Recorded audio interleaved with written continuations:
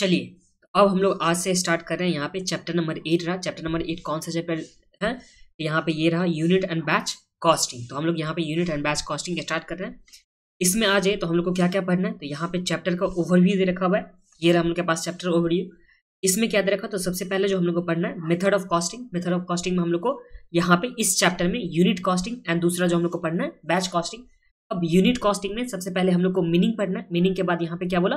Process of cost accumulation and the calculation. तो हम लोग को यहाँ पे प्रोसेस इसका पर देखना है कि किस तरह से यहाँ पे यूनिट कॉस्टिंग का प्रोसेस किया जाता है, वो भी हम लोग को इस चैप्टर में देखना है। फिर यहाँ पे बैच कॉस्टिंग में जब हम लोग आएंगे तो इसका मीनिंग देखना है। फिर यहाँ पे प्रोसेस देखना है किस तरह से यहाँ पे कैलकुलेशन किया जाएगा या अक्यूमुलेशन किया जाएगा।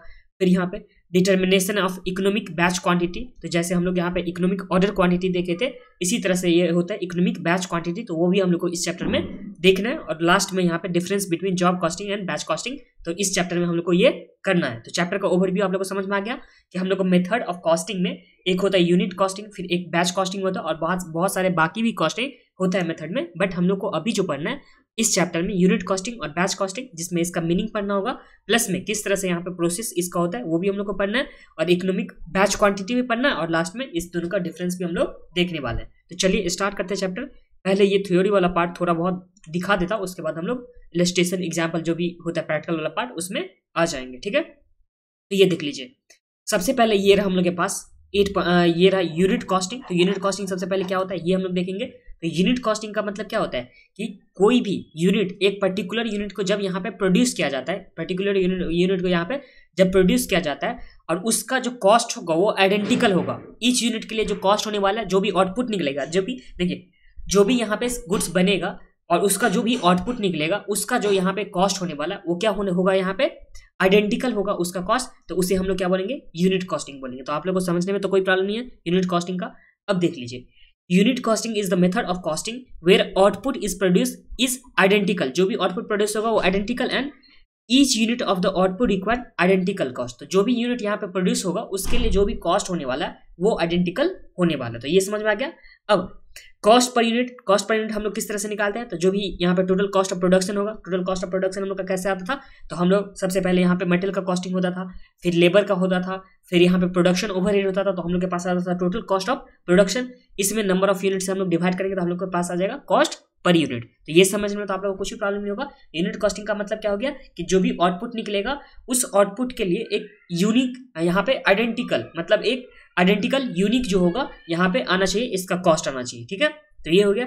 और कॉस्ट पर यूनिट आप लोग समझ गए कि जितना भी प्रोडक्शन का कॉस्ट होगा उसमें हम लोग डिवाइड करेंगे नंबर ऑफ यूनिट कितना प्रोड्यूस हुआ उससे, तो हम लोग के पास कॉस्ट पर यूनिट का आ जाएगा। अब देखिए, this method of costing therefore find is application in industry like paper का जो इंडस्ट्री होगा, उसके बाद यहाँ पे सीमेंट का इंडस्ट्री हो गया, फिर यहाँ पे स्टील वर्क्स का हो गया, माइनिंग का हो गया, ब्रेवरीज का हो गया। तो इस तरह के यहाँ पे जो भी इंडस्ट्री होता है वहाँ पे यूनिट कॉस्टिंग यहाँ पे यूज किया जाता है। तो ये भी पॉइंट मेन है। तो आप लोग ये भी यहाँ पे मार्किंग करके रख लीजिए कि कौन से इंडस्ट्री में यहाँ पे यूनिट कॉस्टिंग का एप्लीकेशन होता है। ठीक है, तो ये हो गया यूनिट कॉस्टिंग समझ में आ गया। ये कैसे निकालते हैं पर कॉस्ट, वो भी समझ में आ गया कि प्रोडक्शन में हम लोग डिवाइड कर देंगे नंबर ऑफ यूनिट से, तो हम लोग का यूनिट कॉस्टिंग आ जाएगा। और कौन से इंडस्ट्री में ये काम कर रहा था ये भी आप लोग देख लिए। अब आगे आ जाते हैं cost collection and procedure in the unit costing. तो कौन कौन सा कॉस्ट को यहाँ पे कलेक्ट किया जाता है? सबसे पहले मटेरियल कॉस्ट हो गया, जो मैंने आप लोगों को पहले बताया कि cost of material issue to the production are collected from the material requisition note. तो यहाँ पे मटेरियल रिक्विजिशन नोट से यहाँ पे कॉस्ट, जो भी मटेरियल का कॉस्ट होगा वो निकाला जाएगा। फिर नेक्स्ट वाला जो होगा यहाँ पे एम्प्लॉय कॉस्ट या लेबर कॉस्ट। तो लेबर कॉस्ट भी हम लोग देख ही चुके थे पहले वाला चैप्टर में देख चुके थे, जिसमें यहाँ पे क्या बोला कि direct employ cost is collected from the job card और सीट्स। जो भी जॉब कार्ड होगा या सीट होगा वहां से यहाँ पे एम्प्लॉय कॉस्टिंग का निकाल लिया जाएगा।